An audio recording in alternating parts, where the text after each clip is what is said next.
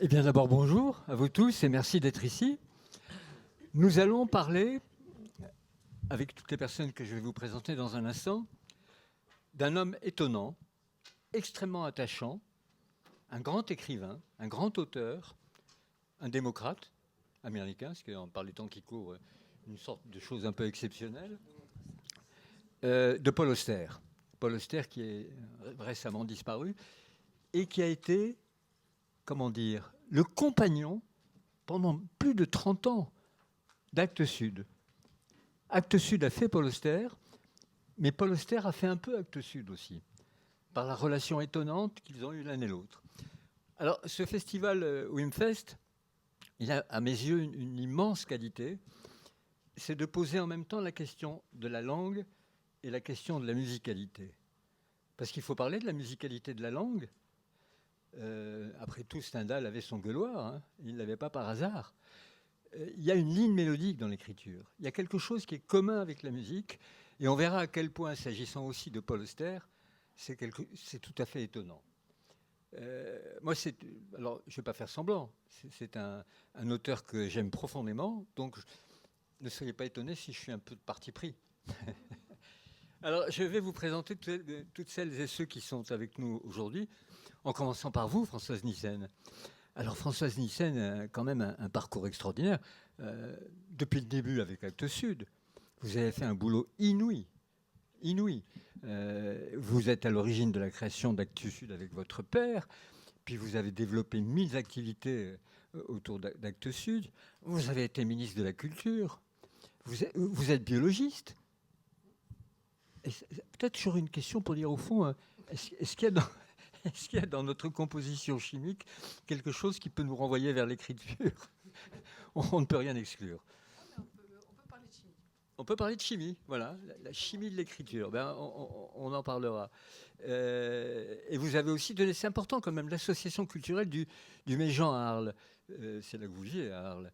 Et vous avez fondé, avec le très regretté Jean-Paul Capitani, ça j'adore ce titre, l'école du domaine du possible. Le domaine du possible, c'était aussi un peu le territoire d'Auster. Hein. Vraiment. Alors, pas très loin de vous quand même, qui a vraiment mieux que connu Paul Auster, parce qu'elle a quasiment travaillé avec lui. C'est Jade. Alors, je veux bien... Arguerol. Arguerol. Jade Arguerol, elle est rentrée à Actes Sud en 2010. Et puis, très très vite, vous avez commencé à travailler avec Paul Auster. Quand je dis travailler, c'est le voir, le rencontrer, recevoir ses textes, l'accompagner. C'est une rencontre étonnante que la vôtre avec lui. Oui. Parce que c'est plus simplement que quelqu'un d'une maison d'édition qui tout à coup rencontre un auteur. Là, il y a eu autre chose. Il y a eu véritablement un partage. Oui, et il avait une histoire, enfin, il avait une place dans ma vie avant que j'entre chez Actes Sud. Et il y a un truc qui est assez marrant, c'est que je découvre Paul Auster par la trilogie new-yorkaise quand j'ai 18 ans, grâce à un prof d'anglais. Et donc je suis, il y a une espèce de choc avec Cité de Vers notamment. Je me dis, ah donc en littérature on peut faire ça, on peut avoir cette liberté-là, on peut avoir cette inventivité narrative-là. Donc c'est assez important et marquant. Et puis des années plus tard, quand je chercherai du travail dans l'édition, après des études de traduction littéraire, et notamment d'anglais. Notamment bien sûr en anglais, j'écrirai partout sur la place de Paris, sauf à Actes Sud. Et je m'en rends compte au cours d'un rendez-vous avec un recruteur. Et je comprends à ce moment-là que j'ai placé Paul Auster et Actes Sud tellement haut dans mon imaginaire, en tout cas dans mon inconscient, que je n'ai pas écrit à Actes Sud. Et donc je corrige ça immédiatement et je suis embauchée. Alors quelques années plus tard, et tout de suite en fait je suis embauchée par... notamment, je vais travailler 10 ans aux côtés de son éditrice historique, qui s'appelle Marie-Catherine Vacher, et qu'il faut saluer ici aujourd'hui. Et puis, quelques années plus tard, au moment où elle se retire, je vais continuer le chemin. Mais j'ai travaillé déjà depuis 2010 avec Paul Auster. Est-ce que vous mesurez la part du hasard? Oui, et quand on parle du hasard et de Paul Auster, dans le parcours que vous avez fait. Exactement. En fait, je lui ai dit dans une lettre qui a été publiée avec d'autres dans l'Obs par Didier Jacob à son initiative, qu'il est précisément la raison pour laquelle j'ai bien failli ne jamais être son éditrice. Alors tenez, on va continuer avec le hasard et avec vous, Matthew Cowes. D'abord, bonjour à vous. Bonjour. Merci d'être avec nous Grand plaisir. Et de vous exprimer en français. Vous qui êtes né à New York, qui vivez actuellement en Grande-Bretagne. Oui. Prière d'excuser mon français troué. Je vais trébucher beaucoup. Sorry. J'aimerais trébucher autant que vous, en anglais. Hein, alors quand même, pourquoi le hasard s'agissant de vous, Mathieu? D'abord, vous êtes auteur, vous êtes compositeur, vous êtes interprète, vous êtes le leader du groupe Nada Surf. Nada Surf. Oui. Nada Surf, on dit. Nada Surf, oui, c'est ça. C'est ça. Et vous dites d'ailleurs que c'est l'une des plus grandes joies de votre vie d'être à la tête de ce groupe. Bah oui, absolument. Oui, c'est une joie énorme. On est en tournée en ce moment et on se régale avec des publics vraiment généreux et fidèles. Et je fais ça pour 30 ans maintenant. Oui. Oui. Et on a commencé à New York et puis maintenant on habite un peu partout.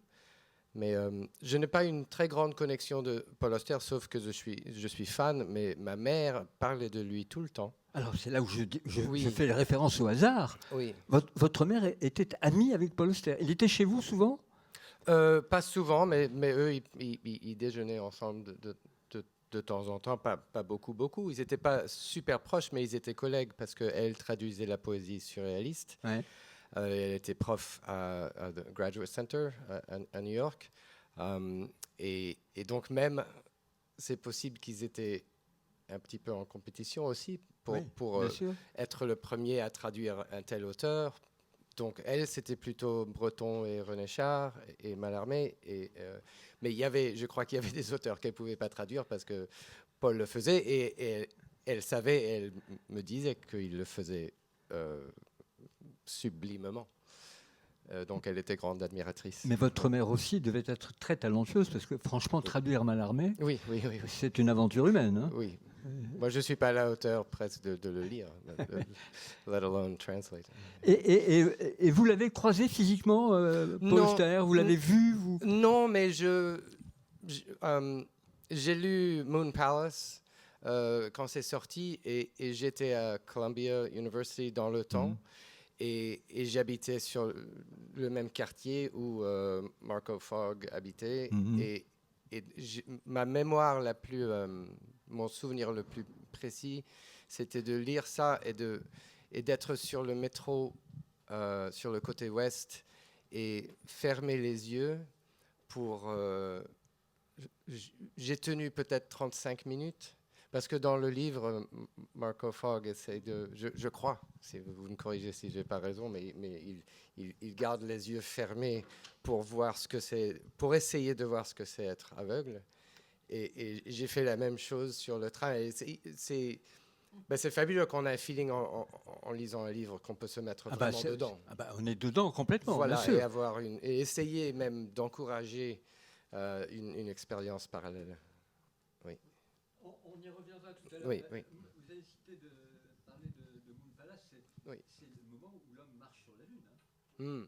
On est vraiment dans une actualité extraordinaire. Oui. Et c'est la façon dont Paul Auster capte des choses qui sont à l'extérieur de lui-même, dans la société. On le retrouve pratiquement dans tous ses livres. Et avec des séquences qui racontent au fond l'évolution des États-Unis. Et on parlera de Baumgartner tout à l'heure, qui est son dernier roman, et où on voit plein de choses déjà qui se dessinent, dans l'ambiance, de ce que devient la ville, surtout lui qui décrit tout, le numéro des rues, l'épicerie est à l'angle, il faut prendre le métro à tel endroit. Au fond, on est embarqué par Paul Auster à chaque fois. Alors maintenant, Olivier Chantraine. Alors bonjour Olivier d'abord.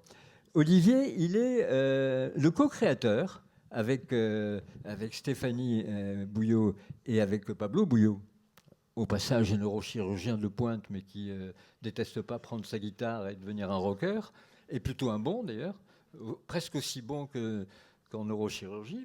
Oui, un jour on se souviendra d'abord du guitariste, je pense. Oui. Après du créateur du Wimpfest, et en dernier du type qui a sauvé plein de vies. Mais ça me paraît être une très très bonne hiérarchie, ça.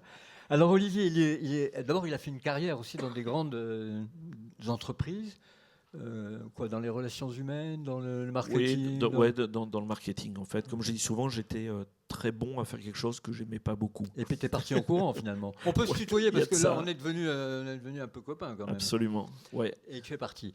Et tu es devenu romancier, et quand même avec un joli parcours, parce que romancier est publié chez Gallimard, c'est plutôt une référence. Oui, c'est pas Actes Sud, mais c'est pas mal. Hein.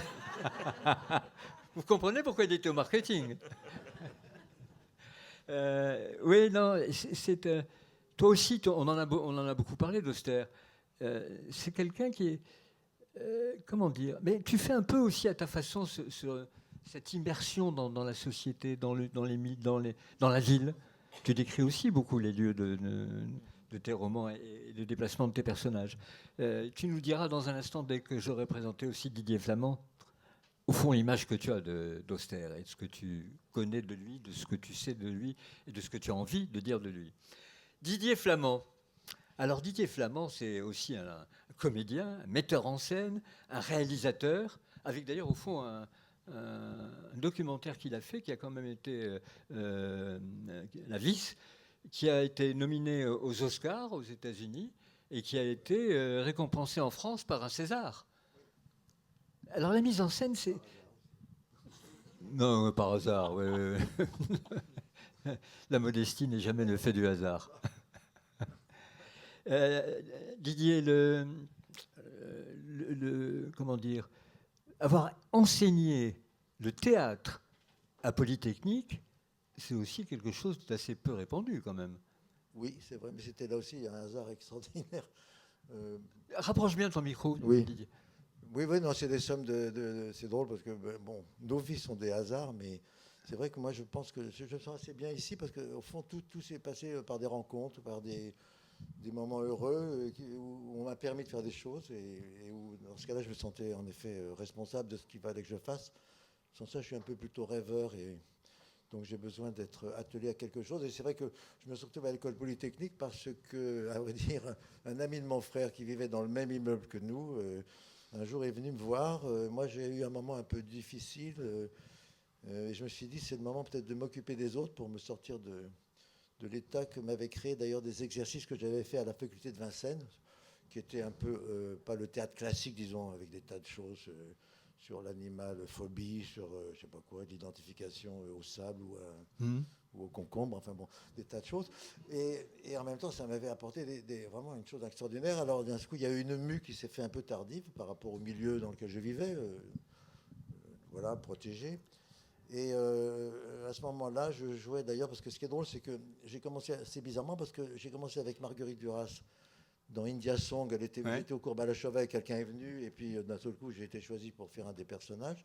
Et en même temps, je jouais avec Martin Lamotte et Coluche, un spectacle qui s'appelait Le Crépuscule des Lâches. Tu avais un spectre large, comme on dit. Je faisais le colonel Mildred. Bon, enfin voilà. Et il se trouve qu'en même temps, donc, je me suis retrouvé, en effet, un de mes amis, donc cet ami de mon frère, est venu, puis il est venu me voir jouer. Il m'a dit on cherche un professeur pour Polytechnique. Et j'allais pas bien. Et je me suis dit le meilleur moyen, c'est de m'occuper des autres et d'essayer de restituer ces exercices qui m'avaient fasciné. Mais Didier, ça c'est étonnant ce que tu es en train de dire, parce que c'est tout à fait une posture à la Paul Auster. C'est comme ça qu'au fond, Actes Sud s'est ouvert beaucoup à la littérature américaine. Absolument, c'est grâce à lui. Parce qu'il avait été toujours dans le souci de nous présenter, de nous parler d'un auteur. Vous devez le publier. C'est comme ça aussi qu'on a eu la chance de publier l'immense Sirius Vett. C'est comme ça qu'on a rencontré Céline Curiol. C'est tout à fait inattendu. Oui. Mais il avait ce plaisir du partage.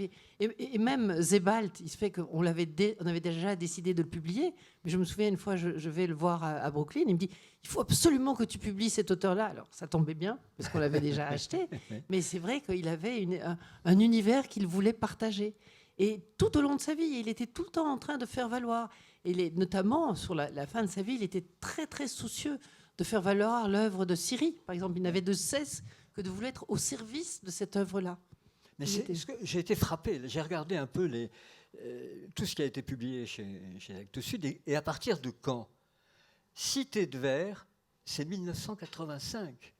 Voilà, c'est tout début, ça faisait partie de... Ça fait quoi? Ça fait plus de 40 ans de travail et, en commun. Et au niveau de la publication de de littérature. Je dirais, on a d'abord commencé un peu par la littérature scandinave grâce à des traducteurs. C'est souvent c'est par le truchement comme ça de gens extraordinaires que sont les traducteurs. C'est pour ça que Jade a fait une école de traduction. C'est très très important et elle l'a connue aussi par la traduction.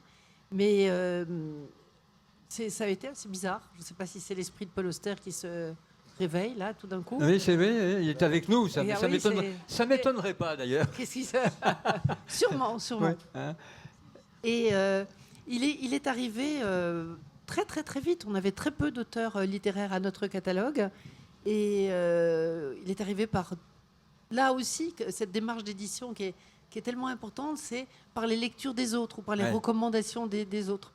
Et c'était le directeur du bureau du livre français à New York qui m'a appelé un jour en disant « Mais il faut absolument que vous regardiez le travail de cet auteur-là qui n'arrivait pas à se faire publier en France. Il était publié dans une small press aux États-Unis. Il n'était pas du tout connu. Et c'était Paul Auster. Et en même temps, Hubert, mon père, lui, il construisait le catalogue par sa curiosité. Et chaque fois qu'il voyageait, il demandait toujours aux gens qu'il rencontrait, dans l'avion, partout, dans le train, disant « Mais qu'est-ce que vous lisez ? Qu'est-ce qu'il faut lire ?» Et c'est comme ça que quelqu'un lui a parlé de Paul Auster. Donc en même temps, on a eu ces deux informations. On a donc demandé les livres. Et on a eu en même temps la trilogie new-yorkaise. On a eu Cité de verre et L'invention de la solitude. Et c'est là aussi, je dirais, c'était le génie de l'éditeur qui était mon père. Il s'est dit, bon, il faut qu'on construise la reconnaissance de Paul Auster en France. Il s'est dit, Cité de verre, c'est un choc. C'est absolument incroyable. On n'avait rien lu comme cela avant. On tombait... Mais en plus, Françoise, L'invention de la solitude, d'abord c'est un titre magnifique, mais il vient de perdre son père.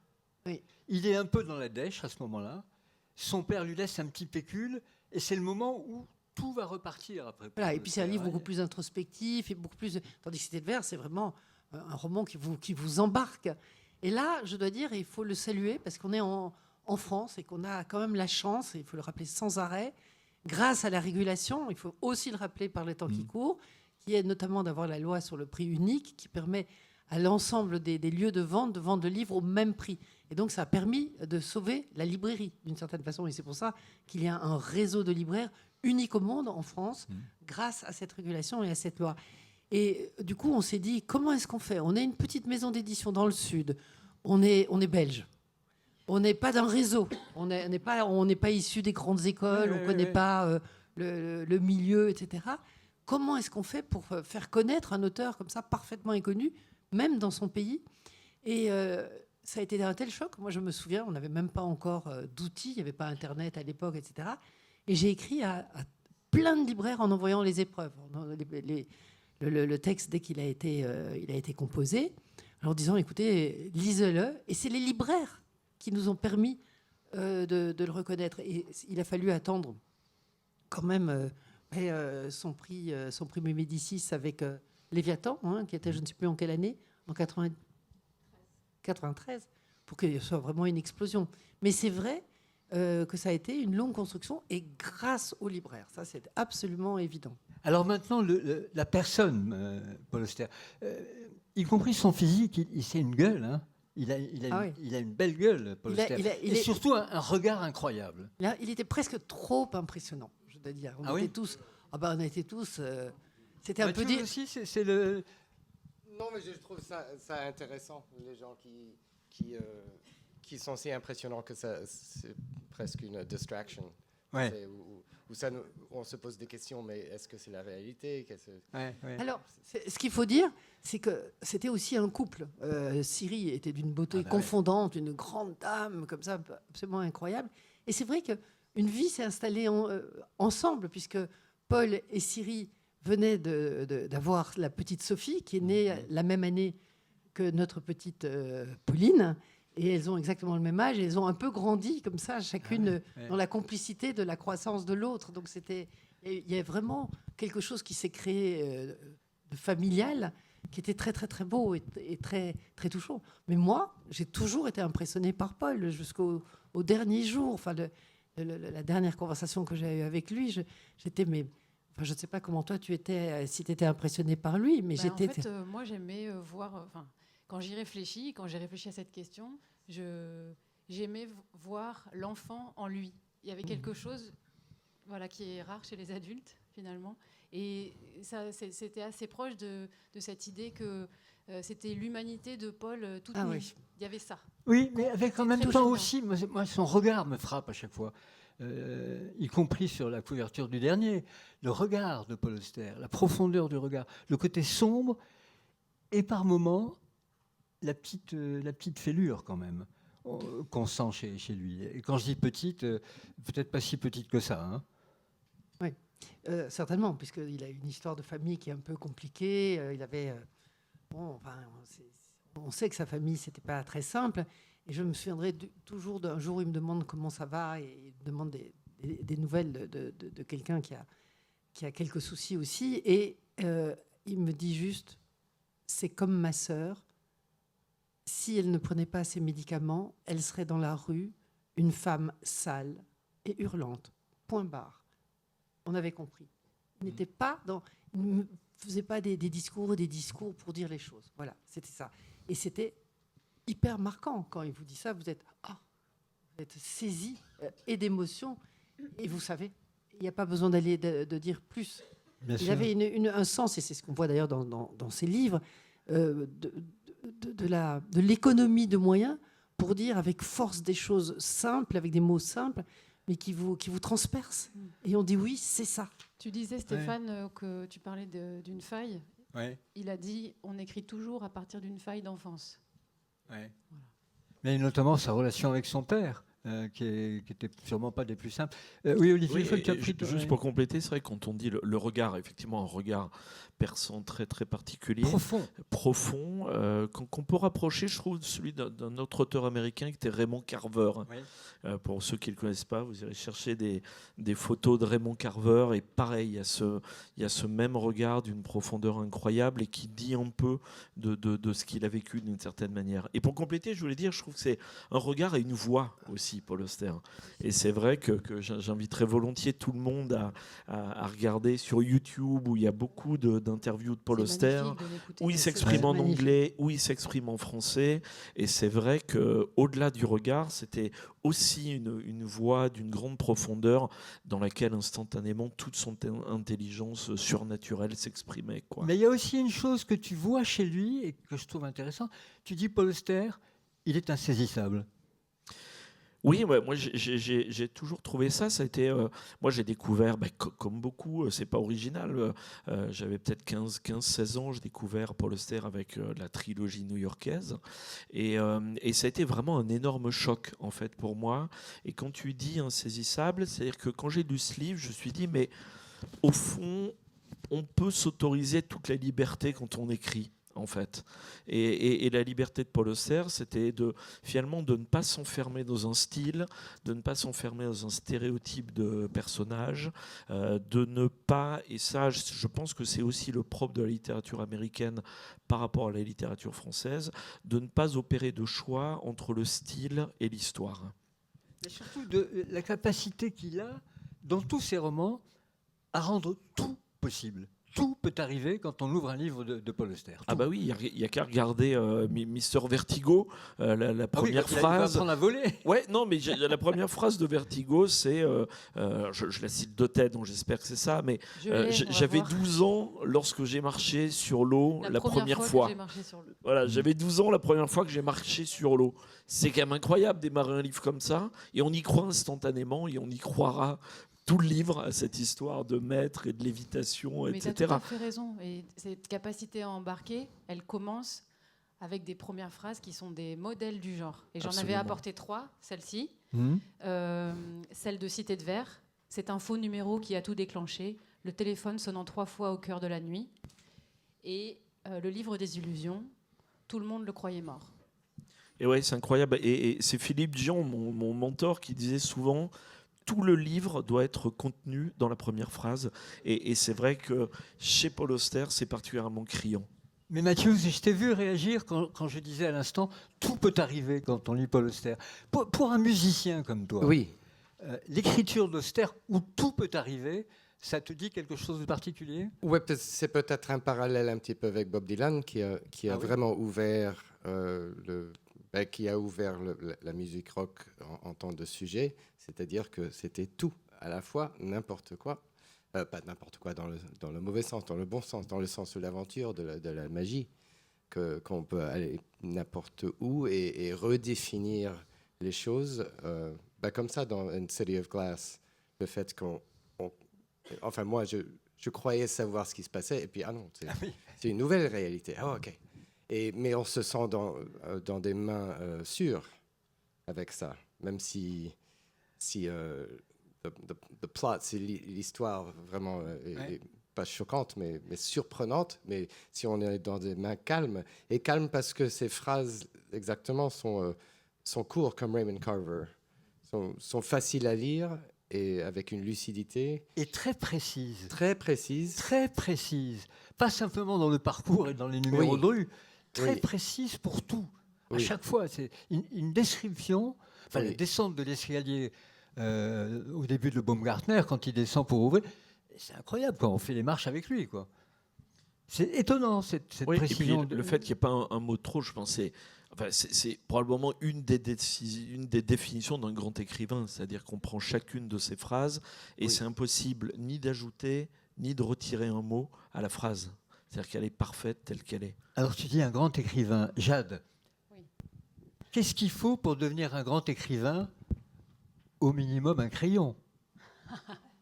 Oui, tu fais référence Ben à oui. la mésaventure qui est arrivée à Paul Mais bien sûr, tout jeune, bien sûr. grand fan de baseball, qui donc va voir un match et puis il y a son idole. Alors est-ce que tu te souviens qui c'est? J'ai oublié moi le nom du joueur. Ouais. Je ne connais rien au baseball, mais le gars, il s'appelle, je vais te dire... Willie Mays. Oui, Voilà. oui, c'est lui. Tu sais tout. Il connaît mieux le C'est baseball un que grand nous, hein. lecteur de Paul Auster. Oui, le baseball. Et donc Ouais. il est à 2 doigts il est à quelques centimètres de son idole et il va pouvoir lui demander un autographe et puis Willie Mays lui dit t'as un stylo petit? Et il se rend compte qu'il en a pas, il se tourne vers ses parents, je crois, et puis ou les gens qui sont autour de lui et personne n'en a. Et il a jamais cet autographe et c'est le drame de sa vie à ce moment-là. Et puis de ce jour-là, jamais il a toujours un stylo dans sa poche, quoi. C'est drôle. Il a une fidélité que je trouve touchante aussi. Sa machine Olivetti. Mais c'est quoi? je voulais Un en machin qui parler. date de 1950. Oui, mais quand tu disais on parlait de la beauté et de ses incipits, de ses premières phrases en particulier, et qu'il n'y a pas un mot de trop, mais il s'astreignait à une pratique d'écriture que j'ai rarement vue, puisque lui, il se mettait dans une pièce qui était même presque en sous-sol chez lui, une pièce où il était dos à la fenêtre, face à un mur. Et quand il raconte l'expérience de l'écriture, il disait c'est comme si on m'arrachait une dent à chaque phrase. Ah ouais. Donc c'est quelque chose qui est une pratique presque d'ascète, quoi, qui se fait pas dans la douleur parce qu'il a forcément des moments de joie, mais je pense qu'on aboutit à cette précision dont tu parles et à cette perfection dont tu parles pour cette raison-là. J'en profite parce que j'avais noté un autre truc. Il a dit ça. Il ne faut jamais écrire en face d'une fenêtre ouverte sur le monde et le dehors, mais toujours en face d'un mur, de manière à ne pas être distrait et ne pas manquer l'éventuel avènement de l'invisible. C'est magnifique. Voilà, c'est magnifique et c'était tout lui. Ah ouais, c'est très beau ça. Très beau. Et dis-moi, au fond, la relation entre toi, qui l'accompagne, et lui, comment ça se passe? Il t'envoie le livre une fois fini ou petit à petit des choses? Non, parce que on est nous ces éditeurs français et pas ces éditeurs américains premiers, donc originaux. Mais je me souviens par exemple que pour notamment Burning Boy, qui est son autobiographie romancée de Stephen Crane, qui est un texte magnifique et sur lequel j'ai travaillé donc dans les 4 dernières années de sa vie. Il y avait eu des changements dans sa maison d'édition, son éditrice avait été remplacée et il n'avait pas encore été lu par la nouvelle personne qui devait s'occuper de lui. Et moi, j'avais déjà le texte et je l'avais lu forcément, puisque quand on recevait un texte de Paul Auster, on le lisait tout de suite. Et il m'avait dit, je sais qu'il qu'il était très attentif à ce qui se passait en France, ça c'est une évidence, parce qu'amoureux de la langue et parce qu'il avait cette histoire avec Actes Sud, mais il était très heureux, il avait besoin de savoir comment son texte était reçu, et premièrement par les personnes qui le lisaient, les premières chez Actes Sud. Donc il était très à l'écoute, il avait envie de savoir ce que j'en pensais, et puis on discutait de plein de choses, on parlait de qu'est-ce que ce texte m'avait fait à moi, et puis il me disait dans quelles conditions il l'avait écrit, par exemple. Il m'a dit que quand il a écrit, que quand son gendre, Spencer Ostrander, qui est photographe et qui avait ce projet de texte qui a fini par s'appeler Pays de sang, un projet autour des grandes tueries de masse aux États-Unis.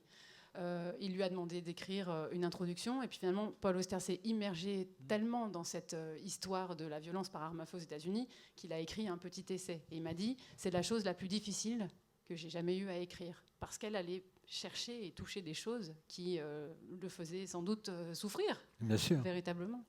Didier, tout ce que tu viens d'entendre, Oui. pour le metteur en scène que tu es, de théâtre, de cinéma, c'est un personnage étonnant, Paul Auster. On pourrait en faire quelque chose de...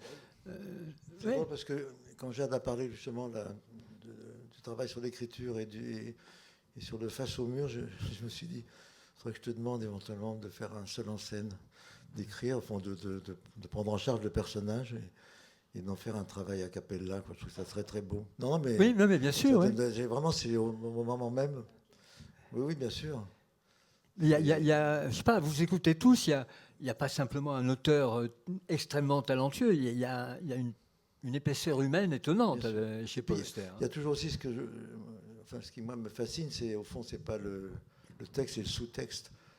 C'est comme chez Tchekhov, tout compte fait, ça a l'air simple, et en même temps, il y a tout le ressenti. C'est jamais par les mots au premier degré. C'est étonnant cette circulation qui opère. Ça, je suis toujours, moi, très reconnaissant et fasciné par cette intelligence. Et cette sensibilité-là, qui est saisissante à chaque fois. Hein. Ouais. Alors, je trouve aussi que ces personnages étaient extrêmement humains. Et je relisais une interview de lui où il disait quand je lis un livre, des années après, je ne me souviens pas des détails du livre, mais je me souviens des personnages. Et je trouve que c'est très vrai des personnages de Paul Auster. On s'en souvient, ils nous accompagnent, ils peuvent nous hanter.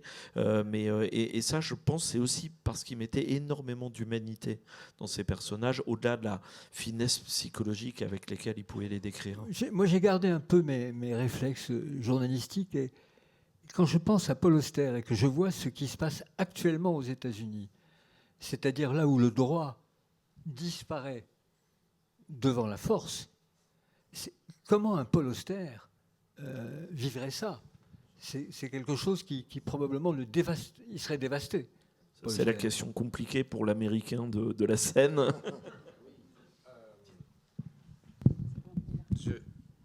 J'ai zéro chose intelligente à dire sur ce sujet. Je suis en choc.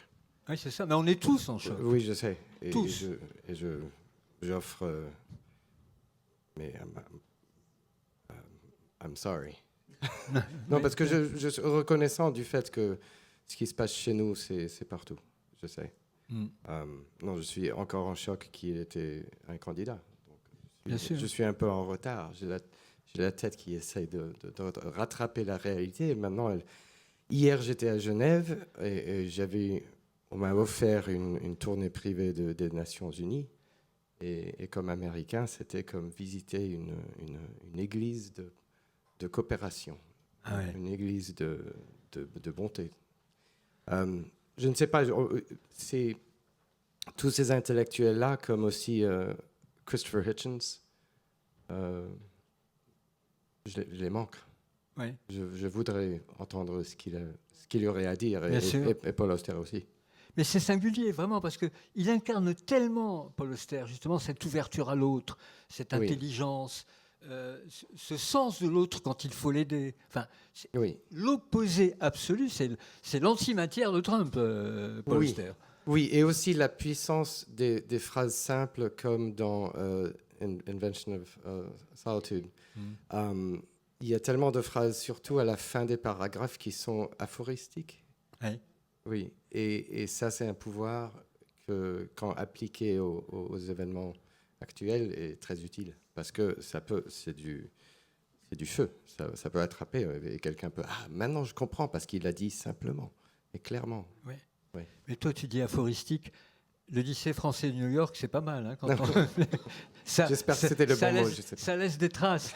Didier, ce qu'on va essayer de faire maintenant, où on a une petite image qui se dessine de Paul Auster, pour ceux d'entre vous qui ne l'auraient pas encore lu ou qui n'auraient pas tout lu, on va parler un peu de ces livres.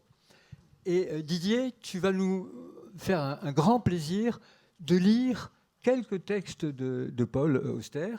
Et tu vas commencer d'ailleurs par un texte qui est extrait de son dernier roman. Et après, on en parlera tous ensemble. Ah bah oui, bien sûr. Vous pouvez m'inviter, j'ai cassé le micro.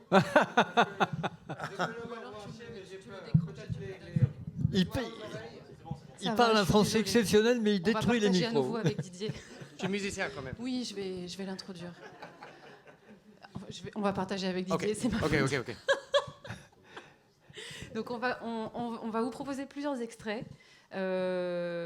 D'abord, issu du dernier roman, Baumgartner, j'ai choisi 2 extraits en particulier parce que j'avais envie, c'est évidemment un livre qui reste lumineux mais qui parle beaucoup de deuil, Baumgartner, donc il y aura un extrait, le deuxième, un peu plus sombre, mais j'avais envie qu'on fasse entendre aussi le Paul Auster drôle, parce qu'on ne l'entend pas beaucoup quand on fait des lectures. Ouais. Et Baumgartner est un livre à ce sujet aussi très drôle, à ce propos. Et le début notamment du livre, où on le découvre. Donc c'est parti. On va le découvrir. Allez. Et c'est la traduction d'Anne-Laure Tissu. Voilà. Je remets le micro là, peut-être c'est mieux. Allez.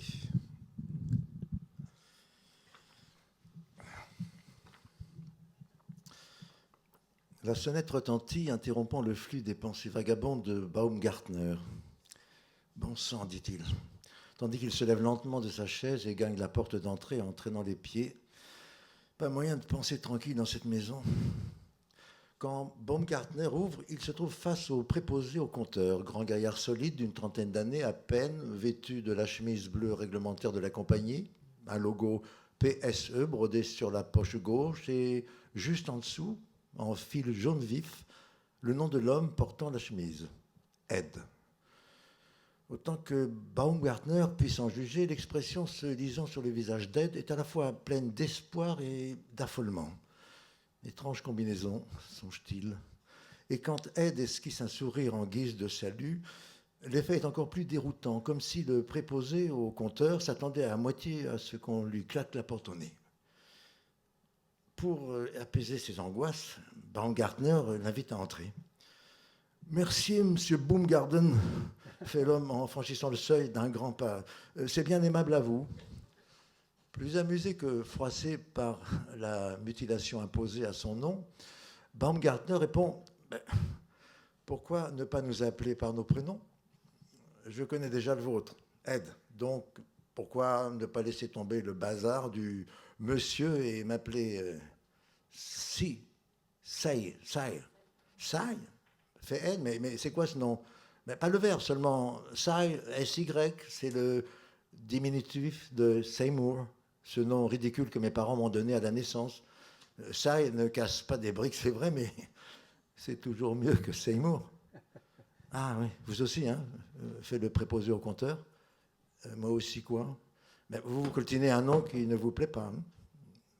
Qu'est-ce qui ne va pas avec Ed ? Rien, c'est le nom de famille qui me tracasse. Ah, mais c'est comment votre nom ? Papadopoulos. Je ne vois pas où est le problème, c'est un bon nom grec. Si on vit en Grèce, peut-être, mais en Amérique, ça fait rire. Les autres gamins se moquaient de moi à l'école. Et quand je lançais au batteur il y a quelques années, tout le public éclatait de rire en entendant mon nom diffusé dans les enceintes. Il y a de quoi vous donner comment on dit déjà, un complexe. Si ça vous gêne tant que ça, pourquoi ne pas en changer ? Je ne peux pas. Ça briserait le cœur de mon père. Baumgartner commence à s'ennuyer. S'il ne met pas un terme aux cours sinueux de ses inanités, Ed Papadopoulos va bientôt lui ressortir l'intégralité de la vie de son père ou évoquer les hauts et les bas de sa carrière dans des équipes de baseball de seconde zone. Et donc, Cy, diminutif de Seymour, change de sujet de manière abrupte et demande à Ed s'il voudrait jeter un coup d'œil au compteur qui se trouve au sous-sol. C'est là qu'il apprend que c'est le premier jour du jeune homme dans ce travail et que le compteur au sous-sol sera le premier qu'il aura jamais relevé en tant qu'employé à part entière de la compagnie d'électricité et de gaz de l'État. Ce qui explique pourquoi il ne s'est pas présenté à l'heure, dites, non à la suite de quelques fautes de sa part, notez bien, mais parce qu'une bande d'anciens parmi les préposés au relevé des compteurs lui a fait une farce ce matin. Son premier matin dans ses fonctions, et a vidé le réservoir de sa camionnette, lui laissant juste assez de carburant pour rouler 500 mètres, si bien que le véhicule a calé sur une route encombrée en pleine heure de pointe, causant ce retard honteux. Il est désolé, dit-il, vraiment terriblement désolé de l'avoir ainsi dérangé. Si seulement il avait eu la présence d'esprit de vérifier la jauge avant de partir en tournée, il serait arrivé à l'heure, mais il fallait que ces imbéciles de farceurs lui jouent ce tour juste parce qu'il est le petit nouveau du coin. Et à tous les coups, le contremaître va lui passer une avoinée. Bon, s'il foire une deuxième fois, on le mettra à l'essai. Et à la troisième, sûrement, on le vire. À ce stade, Baumgartner est prêt à crier. D'où sort ce moulin à paroles athlétiques, se demande-t-il, et par quel moyen peut-on endiguer ce flux verbal? Pourtant, malgré son irritation croissante, il ne peut s'empêcher d'éprouver un peu de sympathie envers ce rustaud bon enfant. Aussi, plutôt que d'ouvrir grand ses poumons pour émettre un hurlement à pleine voix, Baumgartner lâche un léger soupir, presque inaudible, et se met en route vers la porte conduisant au sous-sol. C'est magnifique. C'est magnifique parce que... mais Didier, ce qui est très beau, à part l'incroyable qualité d'écriture de cet homme, c'est qu'on sent tout de suite cette immense générosité, quoi.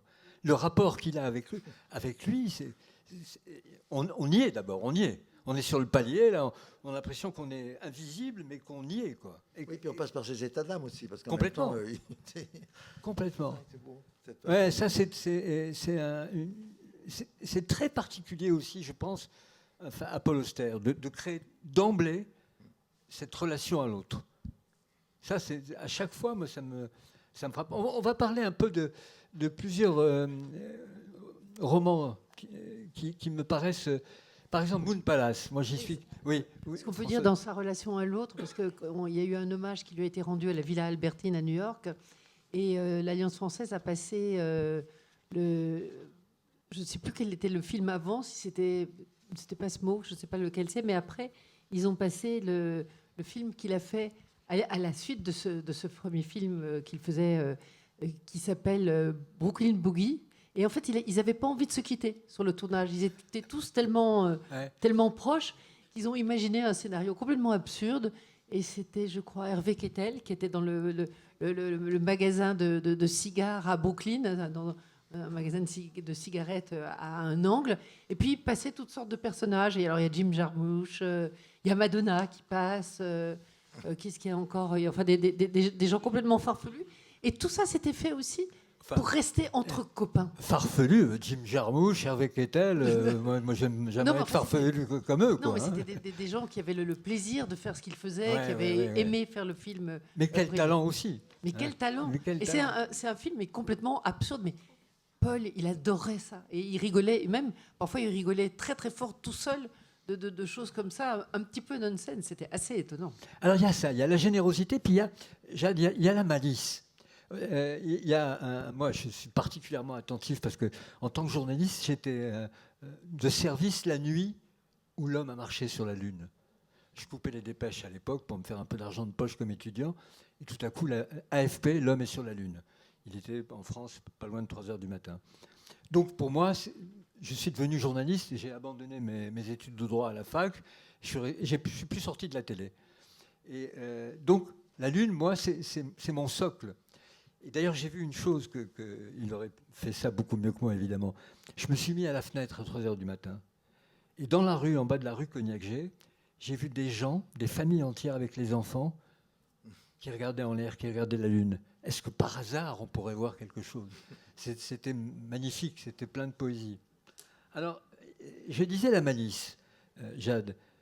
Le personnage qui incarne l'histoire de Paul Auster, il s'appelle Marco Stanley Fogg. Alors, Marco, ça fait penser évidemment à Marco Polo. Stanley, ça fait penser à l'explorateur qui retrouve le journaliste Livingstone. Et Fogg, c'est Phileas Fogg, c'est Jules Verne. Donc, il se faufile, Paul Auster, à l'intérieur de quelque chose d'extraordinaire, et il en fait un personnage à lui. Oui. Mais tu m'interroges là sur un livre que j'ai lu il y a fort longtemps. Bon, mais alors, lisez Moon Palace. C'est un merveilleux roman, très très beau roman. Et puis, oui, c'est malicieux, quoi. Il se faufile dans des trucs incroyables, Paul Auster. Il arrive à... c'est bluffant, je trouve. Il y a toujours une sorte de passage en va-et-vient entre sa vie à lui, donc la partie autobiographique, et ses livres. Et sans arrêt, il navigue entre les deux.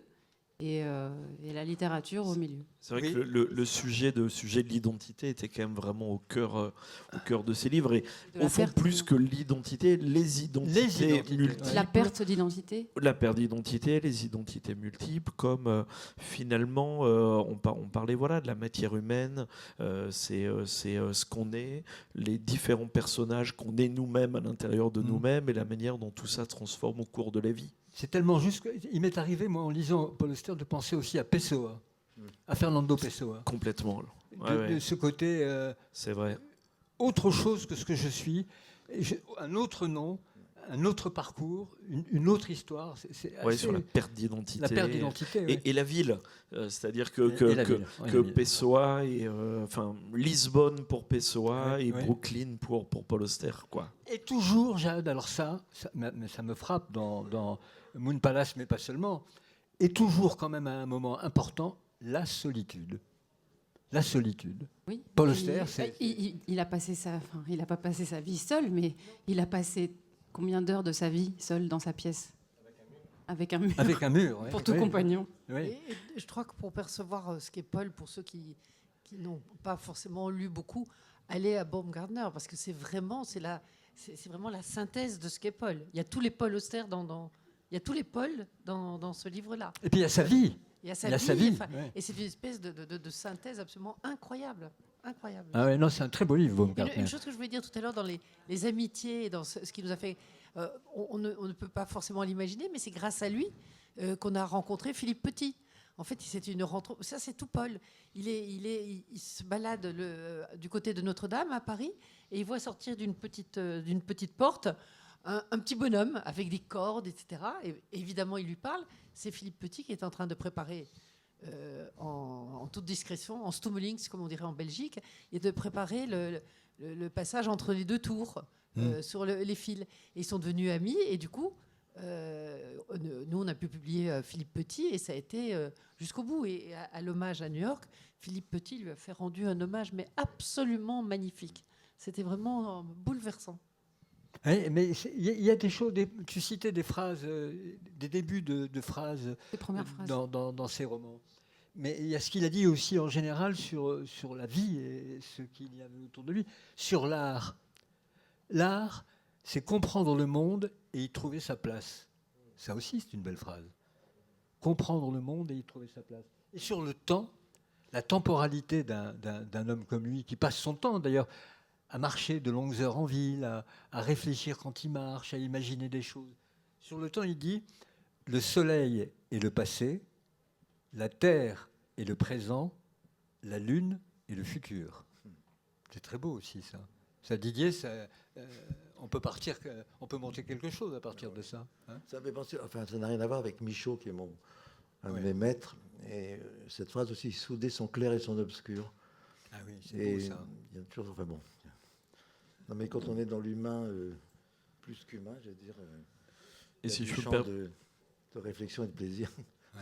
Et si je peux me permettre, pour un festival qui mélange rock et littérature, moi j'avais noté une phrase sur laquelle ça m'intéresserait d'avoir l'avis de Matthew, où Paul Auster écrit « Écrire commence dans le corps, c'est la musique du corps, et même si les mots ont un sens, s'ils peuvent parfois en avoir un, c'est dans la musique des mots que commence ce sens. » C'est superbe. C'est superbe. Mais c'est tellement vrai, mais ça on en parlera aussi demain dans la petite table ronde qu'on fera autour de la langue et de la musique, moi je suis frappé de voir à quel point la musique peut changer le monde. Il se trouve que j'étais moi en reporter. Oui, mais à un point qu'on y... Elle peut changer les personnes et les personnes changent le monde. Oui, mais ça, on en parlera demain matin. Mais changer le monde radicalement. Par exemple, la façon dont la musique a influé sur l'évolution de la guerre du Vietnam et a complètement changé l'attitude des soldats américains, qui se sont quasiment retournés contre le projet qui était le projet américain de résoudre complètement, d'écraser le Vietnam. Et puis, moi, j'étais en reportage à cette époque-là. Et tout le monde écoutait les Pink Floyd. Tout le monde. Et cette musique des Pink Floyd, je l'ai encore en tête. Et dès que j'entends les Pink Floyd, j'ai les images de la guerre du Vietnam. Et c'est très important, ça a modifié les choses.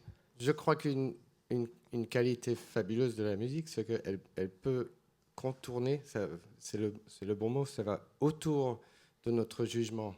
Et donc, s'il y a un texte et on a déjà jugé l'auteur et on décide, comme si c'était dans un journal d'un autre parti politique, et on se décide, on ne veut pas être touché par ce texte, on peut le bloquer. Mais une mélodie, si vous allez l'aimer, vous allez l'aimer. Si vous pouvez l'aimer, vous allez l'aimer. Et ça va directement dans le... Au corps. Au corps, c'est ça. Ça va au corps. Et cette belle phrase, ce bel extrait que tu as lu, c'est vrai, il y a quelque chose... C'est en français, je crois. Les songwriters français parlent du yaourt. Et le yaourt, c'est quand, je crois, c'est quand on chante un petit peu en anglais, mais c'est que phonétique. C'est pas des vrais mots, mais c'est un feeling. Moi, je suis par exemple en plein yaourt. Oui. C'est un feeling. Et de là, et moi, je fais la même chose un petit peu.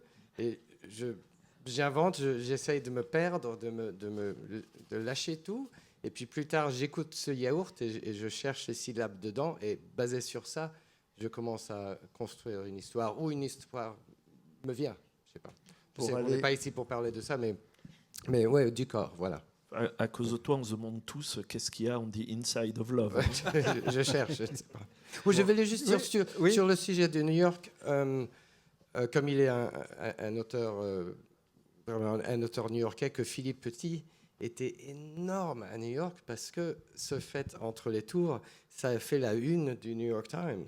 Et nous tous, prenant le petit déjeuner, on regardait cette photo et c'était quelque chose de complètement marquant et frappant. Et Philippe Petit était un caractère new-yorkais après ça. Et voilà, c'est tout. C'est ça, voilà. Oui, Didier, pour rebondir sur ce que vous dites sur la musique, sur le son, moi j'aime beaucoup le son, j'ai beaucoup travaillé sur le son et j'ai toujours cet exemple j'étais dans une île à Boracay, aux Philippines, où je faisais un travail, et un soir comme ça, on avait réussi à prendre 2 jours de repos, donc j'étais parti là-bas, et donc j'ai enregistré, et il y avait à la nuit, il y avait des enfants qui pêchaient à la lanterne. Et ce qui est incroyable avec le son, c'est que quand je réécoute ça, je suis dans l'instant du moment où je l'ai enregistré, alors que l'image, c'est de la nostalgie.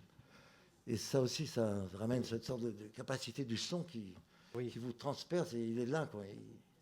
J'ai passé les étés à Montmoron, dans le Vaucluse, et j'étais que là en été, donc il n'y avait que le son des cigales. Et pour la première fois, il y a 2 ans, j'ai apporté ma mère. On a un tout petit cabanon là, et on est venu en mai, et il n'y avait pas de cigales, et c'était un nouveau monde.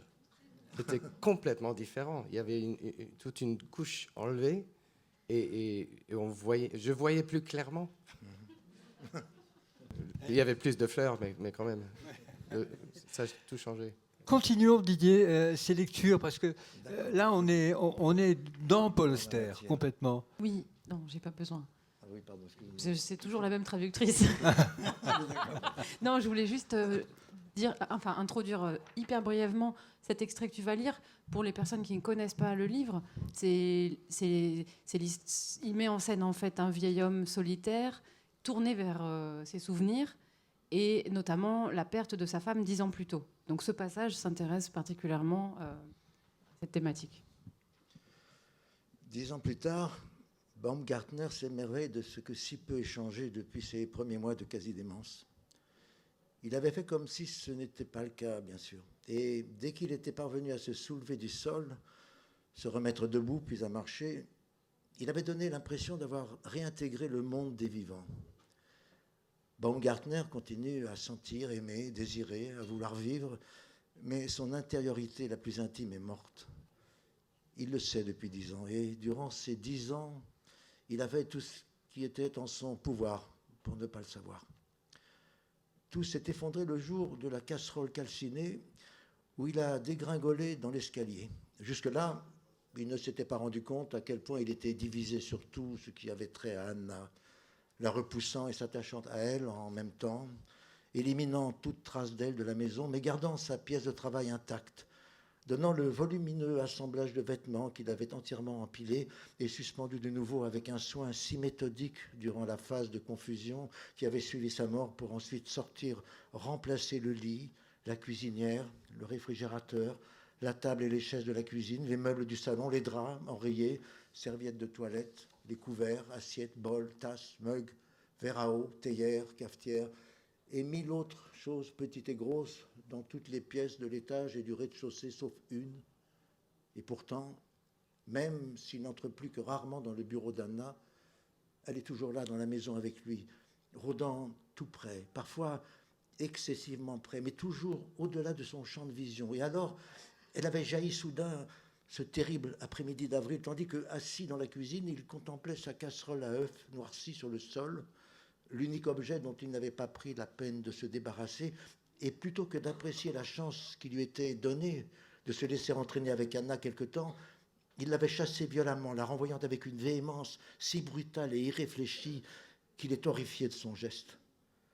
Puis vint le spectacle du merle dévorant les vers dans le jardin, puis l'effondrement, car ce n'est que là, après 9 ans et 8 mois de lutte pour vivre entre deux états d'esprit contradictoires et se détruisant l'un l'autre, qu'il comprend qu'il a tout foiré. Vivre, c'est éprouver de la douleur, se dit-il. Et vivre dans la peur de la douleur, c'est refuser de vivre.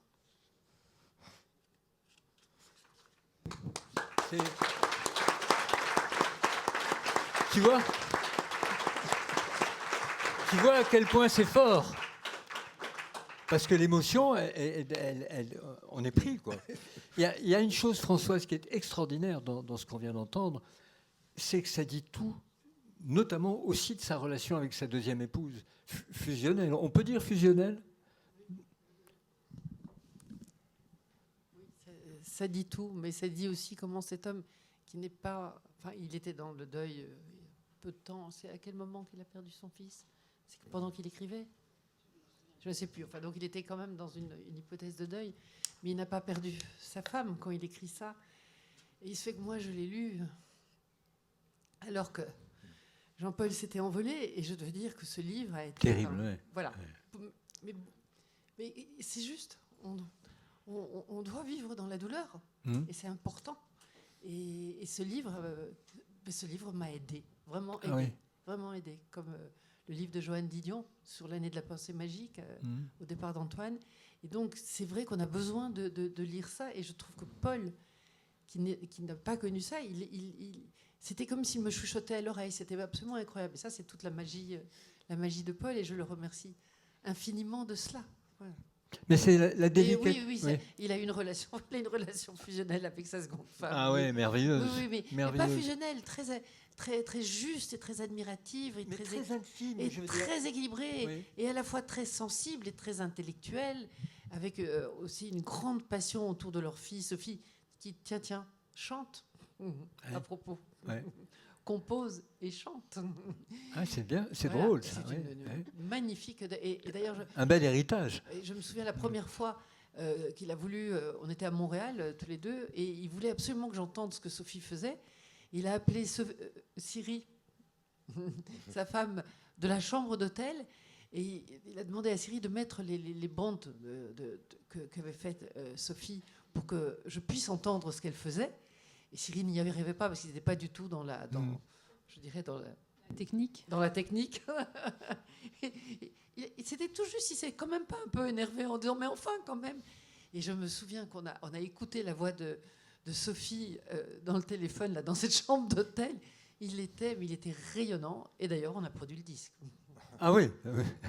Oui, tu voulais dire une chose. Je voudrais rebondir, Françoise, quand tu as dit tu avais l'impression ou le sentiment qui te chuchotait à l'oreille. Moi aussi, un petit peu, mais pour un peu tous ces livres, j'ai entendu quand on a fait un hommage sur France Culture au moment de sa mort, le 1er mai, c'était en direct le midi, on y était toutes les deux, enfin, au moins par téléphone. Antoine Léris était présent, grand fan de Paul Auster et journaliste, et il a cette formule qui est tout à fait juste. Il dit que Paul Auster, c'est l'écrivain de la petite voix. Ah, c'est joli aussi, ça. C'est tout à fait vrai. Et moi aussi, j'ai l'impression, bien sûr pas quand je travaille sur des textes de non-fiction et des essais avec lui, mais a fortiori parce qu'il y a eu un grand écart entre 4-3-2-1, son grand retour au roman en 2018, et Baumgartner. Il s'était passé du temps. Et quand je le relisais en anglais, eh ben, j'avais l'impression de me retrouver dans quelque chose que je connaissais, de familier, alors même que c'est un autre narrateur, évidemment, mais ce côté, la petite voix qu'on a à l'intérieur de notre tête. Et donc, Paul a cette constance-là. Et une forme de réconfort, je pense, chez les lecteurs. Il a beaucoup de fans qui se sont exprimés, notamment sur les réseaux sociaux après sa mort, et c'était ça aussi qu'il disait. Mais je suis très admiratif aussi, Didier, du travail de l'interprète, du comédien, et te voir pris à ce point par l'émotion à la lecture d'un texte montre à quel point l'investissement il est total. Il est total, il est complet. On parlera de musique et peut-être de chanteur demain, mais un chanteur, il se donne à 150%. Oui, mais toi, c'était la même chose. Là. Oui, et en même temps, bizarrement, c'est presque un abandon. C'est parce que l'investissement, souvent, c'est tout le travail. Et là, c'est recevoir la chose directement. Donc, c'est même pas de travail, j'allais dire. C'est ce qui vous est offert. Oui, mais c'est une grande et belle force aussi que de savoir atteindre ces émotions-là. Et merci. C'est un hasard heureux. Et merci. Jade, il nous reste encore un peu de temps. On va en profiter pour... Donnez-nous tous des conseils de lecture, des livres d'Auster qu'il faut lire. Oui, moi j'avais envie de parler de 4-3-2-1. Vas-y. Parce que c'est un chef-d'œuvre pour moi. C'est le livre des avatars de Paul Auster, qui a passé sa vie d'écrivain à jouer, à mettre des personnages qui portaient les mêmes initiales que lui. Voilà. Mais là, disons que c'est érigé en système dans 4-3-2-1. Parce qu'en fait, il va mettre en scène un jeune homme qui s'appelle Archie Ferguson, qui est né la même année que lui, en 1947, à New York, ou tout près plutôt, dans le New Jersey, et qui est petit-fils d'immigrés juifs russes arrivés aux États-Unis le 1er janvier 1900. Et il va inventer 4 vies différentes à cet Archie Ferguson, dans un carrousel romanesque où l'on passe d'une vie à l'autre, avec au cœur cette question du « what if » et si. Donc, la bifurcation du destin. Et qu'est-ce qui se passait si finalement j'avais pris à gauche dans cette rue et pas à droite. Smoking, j'adore no smoking. Ça. Alain René. Mais voilà, et j'adore. C'est un gros livre, mais lisez-le, il est magnifique. C'est une prouesse. Il y a une chose qui m'a frappé aussi. Moi, par nécessité, je lisais plus d'essais que de romans parce que, voilà, pour traiter de l'actualité, de la géopolitique, de l'économie, etc. Et il m'est arrivé de lire des essais qui m'ont beaucoup impressionné d'ailleurs, relatifs à la physique, et notamment à la physique quantique. Et le socle de la physique quantique, c'est qu'elle est essentiellement relationnelle. Et bien, Paul Auster, il ne parle que de la relation aux autres. Il n'existe que dans cette relation-là, que dans cet échange permanent qui rend pour de bon tout possible. Et même l'impensable. C'est la beauté d'ailleurs de la physique quantique, c'est qu'il faut accepter l'idée que tout peut arriver, tout, même l'impensable. Alors la bonne nouvelle, c'est qu'on va démarrer une collection justement avec un grand spécialiste d'astrophysique et des ondes gravitationnelles sur ces questions-là. Et c'est quand même extraordinaire. Vous savez que Alain Aspect a eu le prix Nobel parce qu'il a parlé de la... Comment ça s'appelle le fait quand l'intrication. Ouais. Et en fait, deux particules qui ont été en contact gardent la mémoire l'une de l'autre. Oui. Et c'est extraordinaire. Et puis c'est aussi, et là, je vous conseille aussi, on dérive un petit peu de lire le principe de Jérôme Ferrari, qui est sur le principe d'indétermination de Heisenberg, qui est quand même un des plus grands principes philosophiques qui soit. C'est l'incertitude. Qui remonte doute. à plus de 2000 ans. Le vrai. socle était en Inde avec un philosophe indien extraordinaire que tu connais, Nagarjuna, oui, qui dit que rien n'existe en tant que tel, tout n'existe que en interaction avec autre chose. Voilà. Et d'ailleurs, les gens qui travaillent sur le cerveau, moi j'ai eu la chance de faire un séminaire avec Pierre-Marie Edo, qui est un spécialiste du cerveau à Pasteur, et quand il donnait les règles pour entretenir son cerveau, et je ne vais pas les donner ici, ce n'est pas le sujet, mais il dit, pour toute cette équipe de chercheurs qui sont aussi bien des philosophes, des mathématiciens, des physiciens, des chimistes, qui travaillent ensemble, des philosophes, ils étaient tous d'accord pour dire que, in fine, la définition du cerveau, c'était la relation à l'autre. Et c'est essentiel. Et Paul est l'homme de ça. C'est pour ça, si je peux rebondir sur le conseil de lecture, je n'en ai pas vraiment. Je dirais que, par exemple, aujourd'hui, c'est vrai que si vous commencez, lisez Baumgartner, parce que vous avez... Enfin, je n'aime pas du tout le terme, mais c'est une espèce de condensé de Paul Auster. Oui. C'est du Auster, du Auster, du Auster, du Auster. Et on reboucle tout. Et puis, bon, tout d'un coup, on aura peut-être envie, à travers ce livre-là, de se dire, tiens, je vais aller lire L'invention de la solitude, parce qu'il y a des choses qu'il nous faut penser. Ou bien Le voyage d'Anna Bloom. Et puis, pour comprendre un peu cette histoire de jeu sur les noms, etc., eh bien, on va aller à Cité de Verre. Et puis, sur les histoires de hasard, eh bien, on va lire Le Carnet rouge. Et puis, parce qu'on aime se perdre dans les romans, et parce qu'il aimait le cinéma, on va voir, c'est lequel s'il s'appelle celui sur le cinéma. Zut. Enfin, on va aussi aller lire Léviathan, Moon Palace. Oui, non, mais je vais vous le retrouver parce que c'est un fan de cinéma. Il connaissait tout en cinéma et ça s'appelle. Non, mais il n'apparaît pas là. Le livre des illusions. C'est magnifique. Et puis, si vous avez envie de conseiller un Paul Auster à un tout jeune, enfin moi je trouve absolument extraordinaire, c'est le livre de Brooklyn, comment est-ce qu'on dit, c'est pas Brooklyn Folly, si Si, Brooklyn Folly. Brooklyn Folly, oui. Les austériens purs disent un peu, bon, moi j'ai adoré aussi, parce que c'est aussi une plongée. Donc en fait, chaque livre est une aventure, et puis surtout ce qui est extraordinaire, enfin moi ça m'a fait ça en vous écoutant, et en écoutant on a juste envie de dire salut, on rentre et on va les relire. Hein. Voilà. Ouais. Là, c'est tellement. Vous savez, une dernière chose, moi, qui m'a ému, c'est que il y a la culture. On lit, on apprend, et puis il y a la connaissance, qui n'est pas du même registre. Eh bien, j'ai toujours eu l'impression que Paul Auster avait bien entendu la culture, mais la connaissance. Cette connaissance, tu le disais, Jade, l'invisible. L'invisible existe. Ce que nous ne voyons pas existe. Et Paul Auster, ça, il l'a en lui, il le porte en lui, et à t'écouter quand tu le dis, on entend ça. On entend une connaissance qui est d'une autre nature et qui est un très très grand auteur. Voilà. En espérant qu'on vous a donné envie de le lire et de le découvrir si vous ne le connaissez pas. Mais c'est un magnifique personnage. Et encore une fois, j'insiste là-dessus, dans un temps où tout ce que porte cet homme est en train d'être déconstruit par des petits fascistes, quoi. Voilà. Merci à vous tous.